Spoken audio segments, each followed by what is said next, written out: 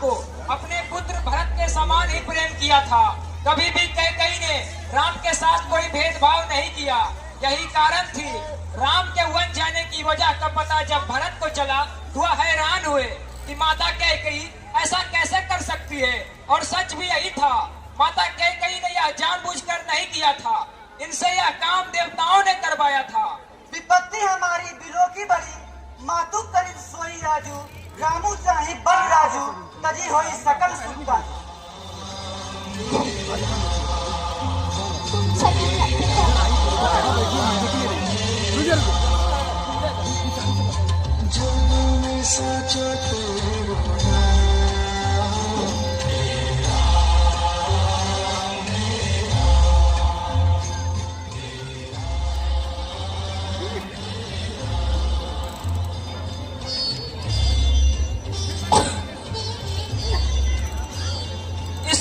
जो कारण है उसका संबंध एक श्राप से है। एक दिन नारद मुनि के मन में एक सुंदर कन्या को देखकर विवाह की इच्छा जगी। नारद मुनि नारायण के पास पहुँचे और हरि जैसी छवि मांगी। हरि का मतलब विष्णु भी होता है, वानर भी। भगवान ने वानर मुख दे दिया, जिस कारण से उनका विवाह नहीं हो पाया था। क्रोधित होकर नारद मुनि ने भगवान विष्णु को श्राप दे दिया कि आपको भी एक समय देवी लक्ष्मी का वियोग सहना पड़ेगा और वानर की सहायता से आपका पुनः मिलन होगा। इस श्राप के कारण भी राम सीता का वियोग होना था, इसलिए भी राम को वनवास जाना पड़ा। इसके बावजूद सबसे बड़ा कारण स्वयं भगवान श्री राम है। तुलसीदास जी ने रामचरितमानस में लिखा है, होई सोई जो राम रचि रखा, यानी भगवान राम की इच्छा के बिना कुछ भी नहीं होता। भगवान राम स्वयं अपनी लीला को पूरा करने के लिए वन जाना चाहते थे, क्योंकि वन में उन्हें हनुमान से मिलना था, माता सबरी का उद्धार करना था, धरती पर धर्म और मर्यादा की सीख देनी थी। इसलिए राम जी ने जन्म से पहले ही यह तय कर चुके थे कि उन्हें वन जाना है और पृथ्वी से पाप का भार कम करना है। पूजी पिता के सत सत्य पर बार सुधाम धरा धन को चले राम, सीता भी उनके पीछे चली गहन बन।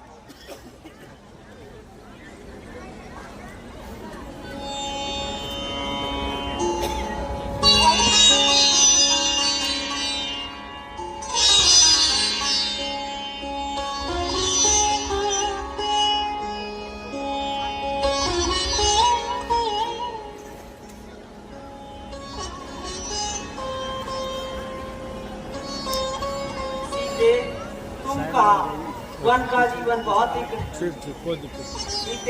तुम कहा वन का जीवन बहुत ही कठिन है, ना रहने का ठीक स्थान, ना भोजन का ठिकाना, कदम कदम पर मुसीबतें हैं। तुम महलों में पली हो, ऐसा जीवन कैसे व्यतीत करोगे? मेरी यही महामति है, मति ही पत्नी की गति, कुछ भी ना हो वहाँ, तुम तो हो नहीं जो यहाँ। स्वामी आप मेरे सर्वस्व जहाँ, स्वामी मेरे पिता का आदेश है कि मैं सदा छाया की तरह आपके साथ रहूं, इसलिए मैं भी आपके साथ बनना चाहूंगी। आप ही मेरे गौरव, आप ही मेरे धर्म है। तुम्हारा गौरव और धर्म अयोध्या में है। पत्नी का गौरव और धर्म पतिव्रता होने में है ना। सुख में तो साथ हूँ, तो दुख में भी तो साथ ही रहना है। मेरा त्याग ना करो काननगामी। पर अयोध्या में माताओं और पिता को तुम्हारी अधिक आवश्यकता है, उनका ध्यान कौन रखेगा? आर्यपुत्र, सास ससुर की स्नेहलता, मेरी बहन उर्मिला मुझसे अधिक उनकी सेवा करेगी। सीते, वन में कष्ट बहुत है और तुम राजमहलों में पली राजकुमारी हो। नाथ भी राजमहलों में ही पले हैं। तो तुम किसी प्रकार ना मानोगी? मैं अनुरोध करूंगी कि नाथ अपनी छाया को स्वयं से अलग ना करे।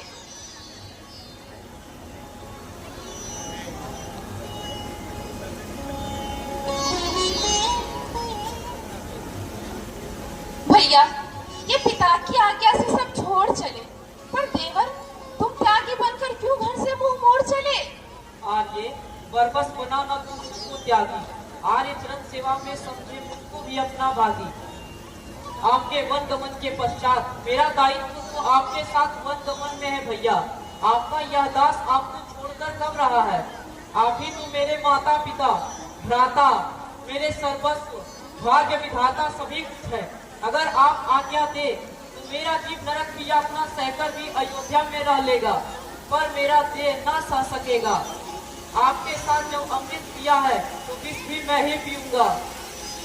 जगत में जहाँ तक स्नेह का संबंध, प्रेम और विश्वास है, जिनको स्वयं वेदों ने गाया है, हे सबके हृदय की अंदर की जानने वाले, मेरे तो वे सभी कुछ आप ही हैं।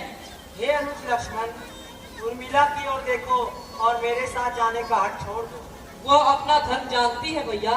परंतु लक्ष्मण, वन जाने से पहले उर्मिला की आज्ञा तो ले लो।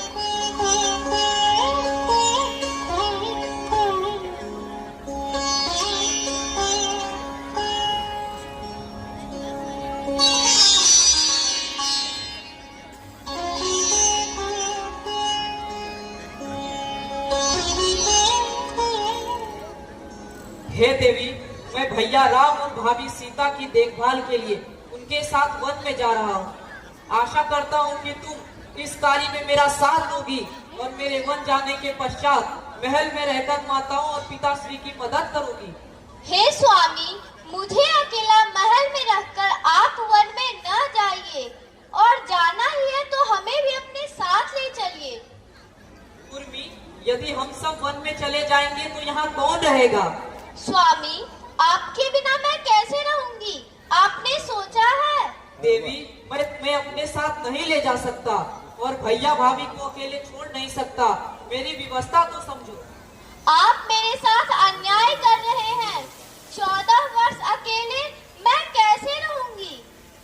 मैं जानता हूँ देवी, इस अंतराल में आपको लक्ष्मण की पत्नी होने का दंड भुगतना पड़ेगा, परंतु मैं नहीं जाऊंगा तो मेरा संकल्प पूर्ण नहीं हो सकता।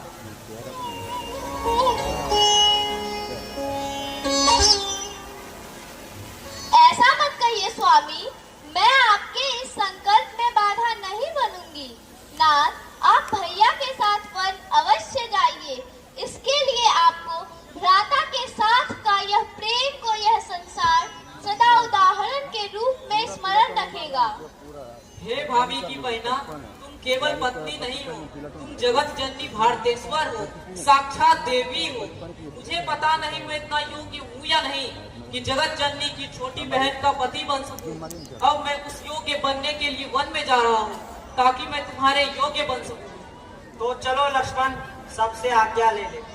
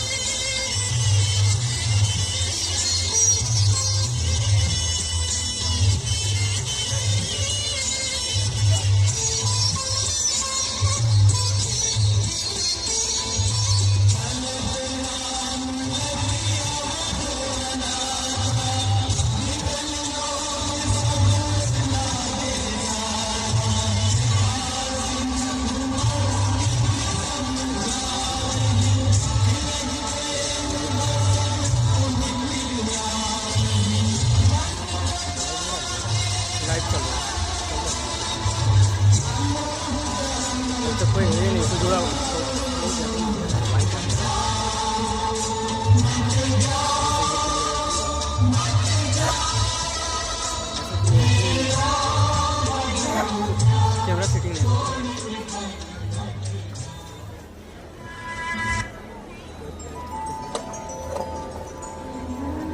श्री राम के वनवास जाने के दौरान पुत्र वियोग में महाराज दशरथ का निधन हो गया।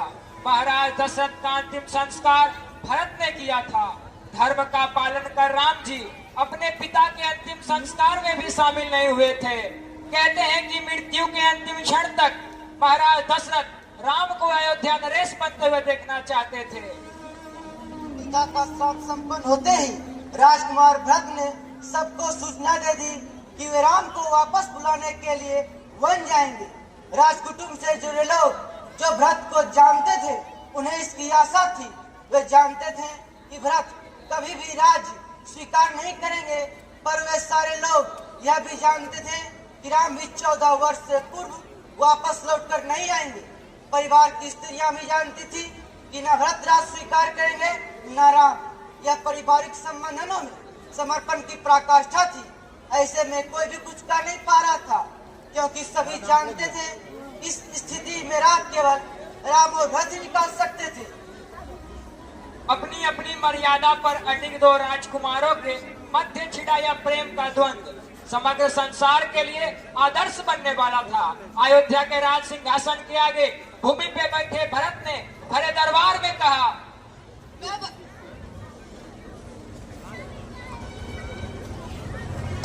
मैं भैया को वापस बुलाने जाऊंगा। असंख्य युगों की यात्रा के बाद सभ्यता को रामराज्य मिलने का सौभाग्य बना है।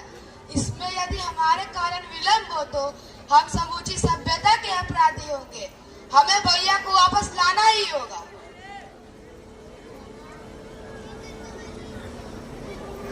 संसार के सबसे बड़े पाप के बोझ से दबा मैं अयोध्या का शापित राजकुमार किसी और से क्या ही निवेदन करूं। फिर भी आप मेरे साथ चलिए राजकुमारी मांडवी। माथे पर लगा दाग तो जीवन भर दुख देता रहेगा, पर यदि भैया भाभी के चरणों में गिरकर उन्हें लौटा लाए तो शायद सिर उठाकर जी सके। मांडवी कुछ बोलती है, इसके समस्त ही राजकुटुंब बोल पड़ा। हाँ हम भी आपके साथ चलेंगे युवराज। हाँ हम भी आपके साथ चलेंगे युवराज। केवल आपका दम नहीं, राम को पाने की यात्रा समूची अयोध्या को करनी होगी। भरत ने सुना सबसे तेज सुर उनकी माता कैकेयी का था।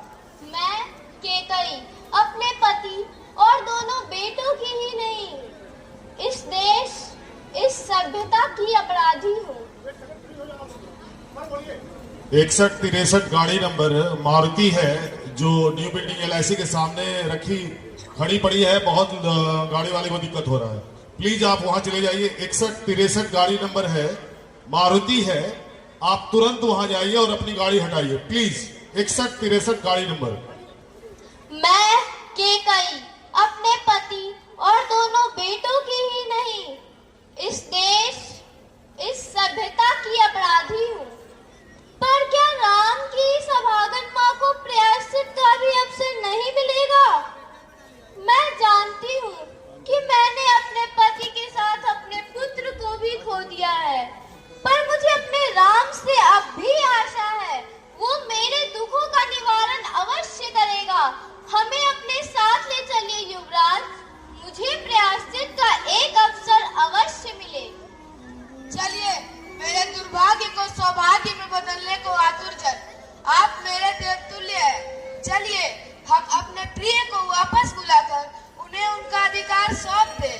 यही मेरे इस शापित जीवन की एकमात्र उपलब्धि होगी। चलिए, जय जय श्री राम।